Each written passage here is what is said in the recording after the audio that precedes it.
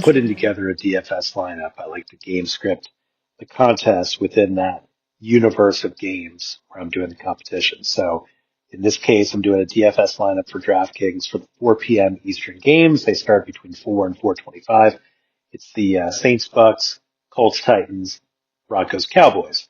Saints Bucks, I think, is going to be the most interesting, the closest, and that's where I'm putting some attention more than I might otherwise because I think that it's going to go back and forth. I want to make sure that I've got guys on both teams because I think there's going to be a little bit of a slugfest, even though the Saints are 1-6. For the Colts Titans, that could be a 20-point victory easily for the Colts. I want to be careful about that, but not so careful that I'm not assuming the Colts are going to score 30 points because they probably will. And if they do, it means there's going to be plenty of fantasy happiness that might all come to a grinding halt in the middle, late third quarter if they're up by 25 plus points, but you at least lock in all of those fantasy points. And then for Broncos Cowboys, that one also is likely to be close. I am picking Denver to win that one. I think Denver will control the clock more in that game. I think they're well positioned to win that and get more fantasy love out of their players. So I've got two DFS lineups that I'm recommending for 50-50. They also work in tournaments. One of them assumes that Bo Nix and the Broncos are going to get probably comfortably 28 plus points on the beleaguered Cowboys defense. I've got Bo Nix at receiver, just jumping into that. I'm doing a hedge, and the hedge is two very cheap Broncos wide receivers, Troy Franklin and Marvin Mims Jr. They average out to about 4,000 apiece. I could go, I think it's 6,200 for Cortland Sutton. Thought about that, had him in there, took him out, had him in, took him out. Sutton is fantastic. He is the number one most weeks. The question is, do you spend 6,200 on a guy like Sutton, or do you spend about 8,000 on two other guys, each of whom could get 16 plus points if things break right? And that's going to be probably a better investment between the two of those, 50-50 chance than going 6,200 on Sutton. And the other receivers I have in that lineup are Emeka Egbuka, even though he's expensive, he's kind of the standalone Bucks receiver with Mike Evans and Chris Godwin out, who should crush it unless he is still injured from his hamstring. But he had a full practice recently. It looks like he's good to go. And I've also got Cade Otton at tight end because Otton is 3,300. Ultra cheap. I could spend about twice as much, almost twice as much, and get Josh Ferguson. I don't see the value of that. I think Otton is a good bet for 10 plus points.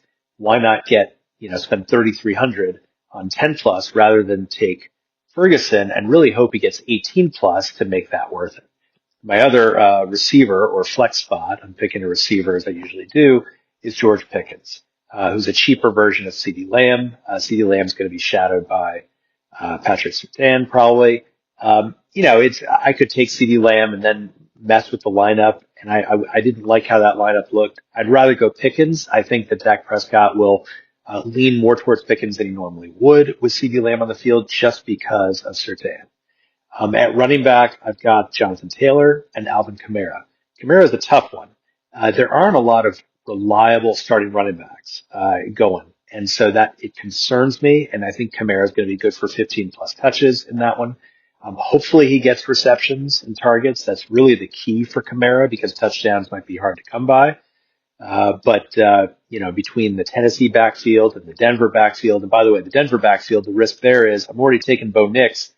I don't want to cancel it out by taking, J.K. Dobbins, for example, with Nix, because unless Nix is passing to Dobbins for a touchdown, it's going to be one or the other, and I don't want a one or the other when it comes to a starting running back and a starting quarterback. And finally, for defense, the only way the numbers work, I want to take the Colts, but I can't afford them. I'm taking the Broncos. We'll see what happens. Maybe they get 5-8 points. It'll be worth it for whatever, 3,100. Second lineup inverts it or goes the opposite. It's Daniel Jones at quarterback on the assumption that it's not Jonathan Taylor racking up 25 fantasy points plus.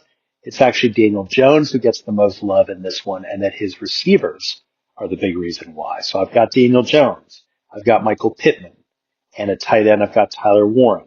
That between the three of them, 50 plus points is easily possible. 60 plus is certainly possible. Taylor could get 18, 20 points easily, but for his price, I think it's like 9,500 or something like that. You got to hope that he comes through, and I can't rationalize starting Jones and Taylor, so I'm going all in on the passing attack. The running backs here are J.K. Dobbins and Alvin Kamara. Again, going back to just a couple minutes ago, we've got, instead of Bo Nix, we've got J.K. Dobbins. Dobbins is the one who inherits the production, that otherwise would have gone to Nix in another universe. Emeka Egbuka is, still in there, and Cortland Sutton. So the going away from the Troy Franklin, Marvin Mims, it assumes that Sutton gets 15 plus points. It doesn't mean that Nix blows up. It still assumes that Daniel Jones has a better game. The two are priced almost identically. It just means that if Sutton has a big game, then I'm covered. And again, it might be that Nix gets 16 points and Sutton could still get 20. I mean, that's a very doable scenario, especially if Dobbins goes off.